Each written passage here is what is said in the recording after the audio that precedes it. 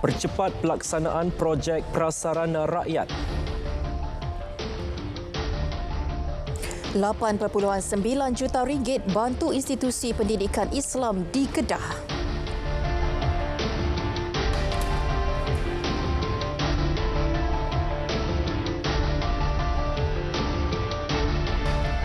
Assalamualaikum, salam Malaysia Madani. Projek penyelenggaraan kecil dengan nilai 1 juta ringgit boleh dilaksanakan terus di peringkat negeri atau daerah berkuat kuasa serta merta. Selain itu, pejabat daerah juga terus diperkasakan melalui inisiatif baru bagi mempercepat pelaksanaan projek prasarana rakyat. Perdana Menteri Datuk Seri Anwar Ibrahim berkata, antaranya menyediakan peruntukan khusus RM100,000 kepada pejabat daerah untuk menyegerakan projek pembaikan kecil.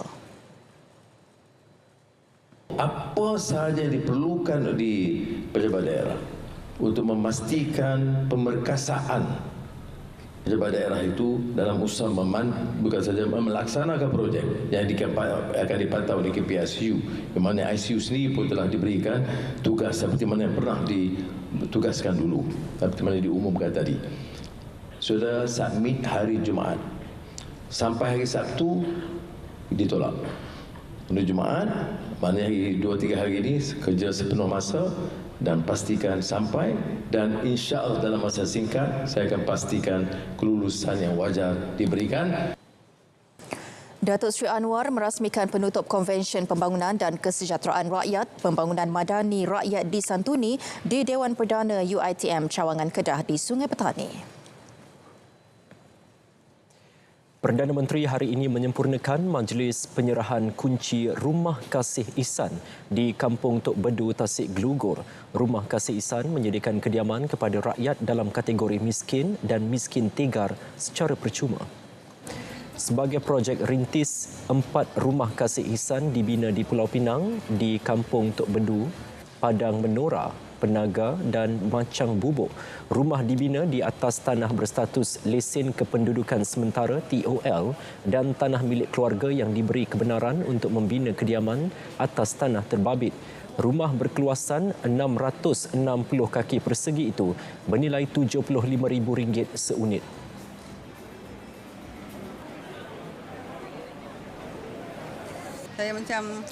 Saya dapat rumah ni, semua tarikh suami saya accident. Kira macam terasa sangatlah orang kata apa, suami accident apa semua kan. Lepas tu, hari yang dia nak operation tu, saya dapat khabar rumah saya akan dibuat. Bersyukur sangat Alhamdulillah, saya diduga dengan berita yang sedih, saya terima berita yang gembira. Sebanyak 8.9 juta ringgit peruntukan disalurkan bagi membantu institusi pendidikan Islam di Kedah. Perdana Menteri menyatakan ia termasuk 1.985 juta ringgit peruntukan tambahan yang disalur kepada 28 sekolah pondok, tahfiz, mahat dan sekolah agama yang berdaftar.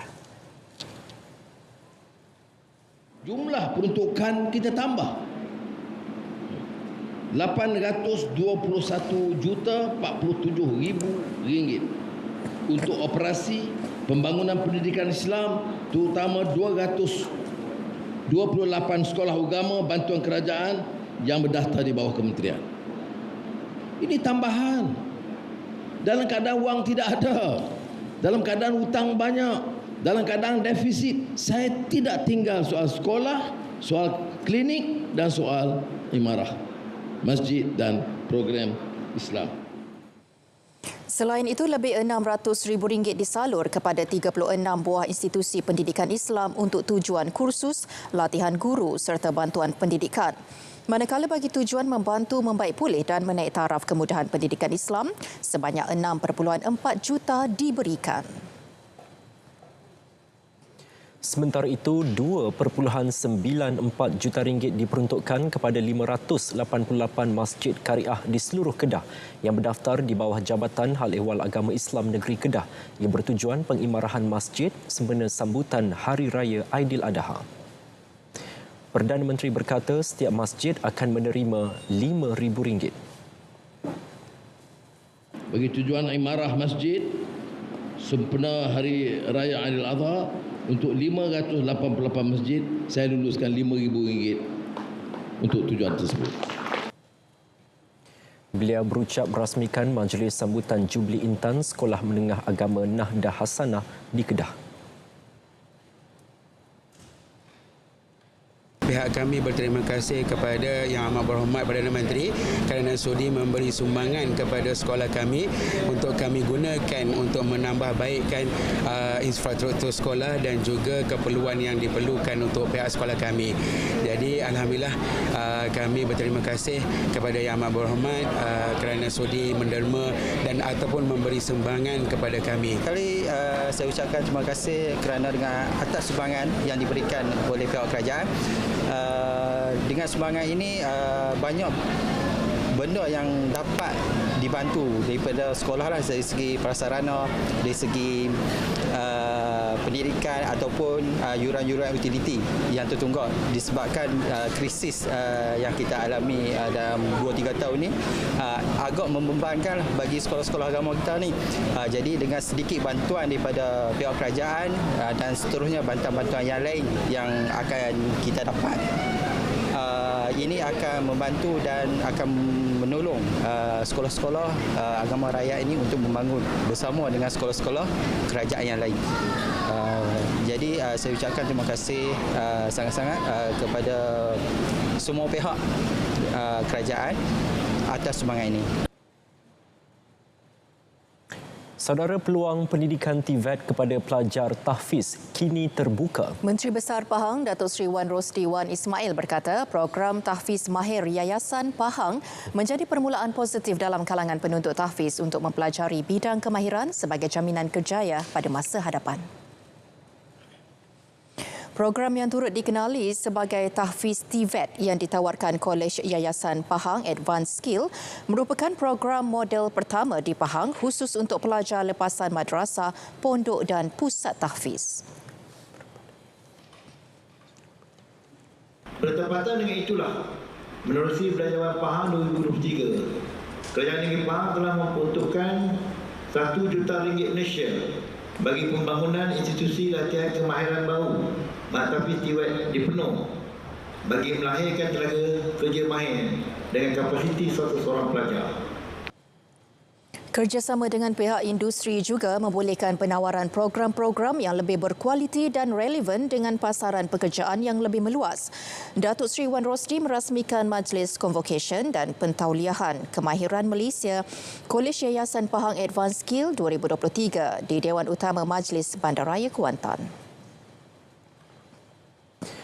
Perbadanan Tabung Pendidikan Tinggi Nasional (PT-PTN) diminta untuk menilai semula jenis atau jumlah pinjaman yang akan dikenakan kepada pelajar jika sistem pembelajaran hybrid dan jadual anjal dilaksanakan. Menteri Pengajian Tinggi Datuk Seri Muhammad Khalid Nordin berkata, pembelajaran secara hybrid bukan diwajibkan, sebaliknya satu pilihan. Kalau dia nak anjal, dia boleh mohon anjal, tetapi dia hanya meliputi beberapa subjek yang sesuai dilakukan anjal, bukannya semua. Ada dalam 90 jenis bidang saja, bukan semua. Sebelum ini, Presiden Angkatan Mahasiswa Universiti Malaya UM Nur Nazira Abdullah mencadangkan yuran IPTA dikurangkan 50% jika sistem pembelajaran hybrid dan jadual anjal dilaksanakan di Universiti Awam. Dalam pada itu, penilaian risiko perlu dibuat oleh Institut Pengajian Tinggi Awam sebelum menganjurkan sebarang aktiviti sosial termasuk konsert. Ia bagi memastikan pengisian program yang dijalankan tidak mencemarkan imej Universiti Awam. Akhir-akhir ini, oleh kerana ada insiden-insiden yang mungkin mencemarkan sedikit pengisian dalam konsert itu, maka saya telah minta universiti supaya lebih berhati-hati, supaya pihak universiti pastikan dalam nak menganjurkan konsert itu ada dilakukan penilaian risiko. Beliau mengulas insiden penganjuran sebuah konsert di sebuah universiti awam di Terengganu baru-baru ini yang melibatkan pencampuran mahasiswa lelaki dan perempuan.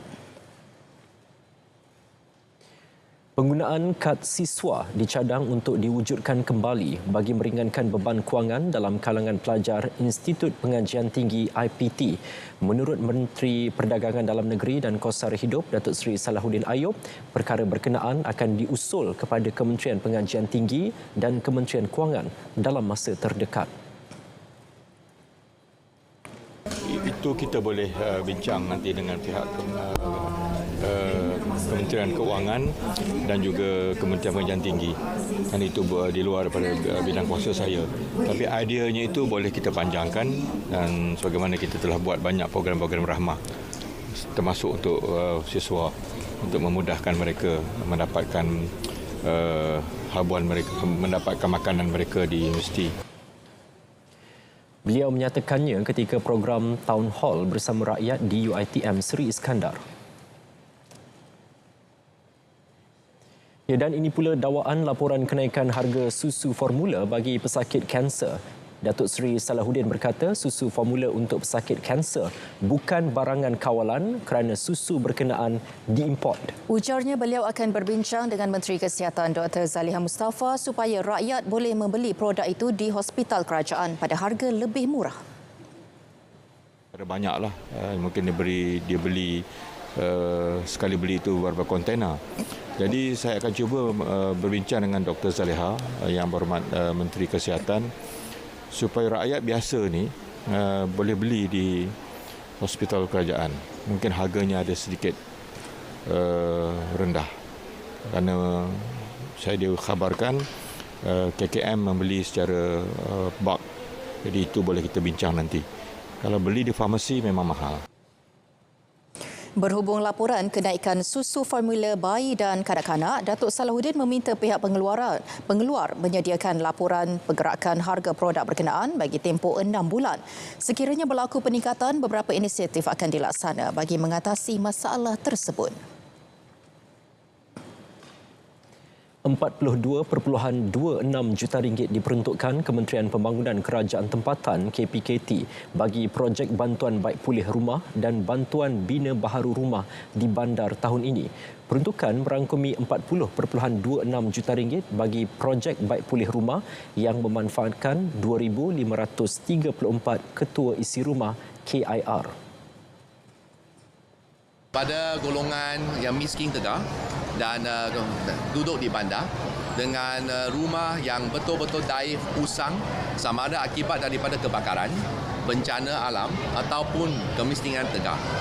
Saya dengan ini tadi telah mengumumkan sebagai peruntukan 2 juta ringgit akan diberikan kepada negeri Perak supaya dalam menepati tujuan sama ada membaik pulih rumah-rumah yang betul-betul daif ataupun memberikan peruntukan untuk mereka membina rumah yang baru. Hasrat dua beradik menziarahi kubur Allahyarham bapa mereka Sajari Sawi yang meninggal dunia semasa bertugas di Mekah pada 2016 tercapai selepas kedua-duanya menjadi tetamu Allah tahun ini. Nurul Syazwani dan adiknya Nurul Farhanah tidak menyangka selepas 8 tahun akhirnya mereka dapat menziarahi perkuburan syar'i di Mekah, lokasi ayah mereka dikebumikan. Menurut Syazwani, niat menziarahi kubur Allahyarham bapa telah dirancang pada 2017 namun tertangguh apabila ibu meninggal dunia pada 2018 akibat kanser. Ada rancangan dengan arwah mak tapi selepas setahun arwah abang meninggal, arwah mak sakit. Jadi tak dapat dilaksanakanlah rancangan tu. Baru-baru ni sebelum pergi datang ke sini lah. Dia ada datang dalam keadaan berbaju putih. Tapi waktu tu tak tahulah apa maksud dia. Dia cakap dia tahu. Allahyarham Sajari, petugas TH pada musim haji 1437 Hijrah meninggal dunia di khemah di Mina akibat serangan jantung ketika berusia 56 tahun. Kekurangan biji kopi tempatan antara cabaran kritikal dihadapi industri pengeluaran kopi negara ketika ini. Ya, Timbalan Menteri Pertanian dan Keterjaminan Makanan Chan Fung Hin menyatakan kadar pengeluaran kopi tempatan hanya memenuhi 3% permintaan dalam negara. Pengeluaran kopi negara di peringkat global hanya berada pada kadar 0.16%, manakala kadar import kopi 97% bagi kegunaan dalam negara.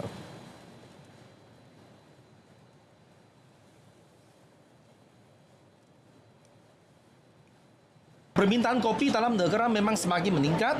Daripada 600,000 kilo satu tahun, dijangka akan naik ke 800,000 kilo satu tahun. Cuma masalah dia, kita bergantung 97% daripada bin yang import masuk. So, kalau nak memajukan industri kopi negara ini, kita harus menghasilkan klon sendiri supaya kita dapat meningkatkan yang klon untuk penggunaan untuk dalam negara ini. Persaingan dari negara jiran dan keperluan tenaga buruh turut menyumbang kepada cabaran industri kopi negara. RM3.4 bilion, itu jumlah tuntutan semula wang tidak dituntut WTD terkumpul setakat 31 Mei lalu. Jelas Kementerian Kewangan, bilangan permohonan tuntutan WTD meningkat 2 kali ganda berbanding 2022 sekaligus menunjukkan peningkatan kesedaran rakyat ke atas wang tak dituntut. Serahan WTD yang diterima pada tahun ini hingga 31 Mei lepas adalah RM1.3 bilion. Menurut Kementerian, peningkatan tuntutan semula disebabkan pelaksanaan operasi penguatkuasaan pematuhan Akta Wang tak dituntut 1965 ke atas syarikat dan firma di seluruh negara. Sementara itu, berdasarkan akta berkenaan, WTD yang telah mencapai 15 tahun akan dipindahkan ke akaun hasil disatukan. Menerusi akaun itu, ia dibelanjakan bagi tujuan perbelanjaan operasi dan perbelanjaan pembangunan negara berdasarkan belanjawan di bentang Perdana Menteri selaras Akta Tata Cara Kewangan 1957. Pusat Pembangunan Ekonomi dan Mampan SESDA bekerjasama dengan Forum Dialog Global menghimpunkan pakar ekonomi dan penggubal dasar dari 10 negara Asia. Pengerusi SESDA Asia, Satya Murti berkata, SESDA mempunyai kepakaran membantu negara Asia mencari titik persamaan, membincangkan isu-isu semasa terutama berkaitan ekonomi dan alam sekitar. Because it's happening in Asia. Okay, so we are looking at how to bring experts together, find out the issues, getting solution to the issues, where we can bring back and give it to the respective governments in the different countries to act on. Economic issues, I think even countries which have conflict, different opinions, different styles of government, they all agree that they should have economic engagement. And Malaysia is important because Malaysia is a key player in ASEAN, which has shown the world what it means to live in harmony through economic cooperation. Saudara, berita perdana diteruskan dengan #Klik bersama Aisyah Yatim. Silakan.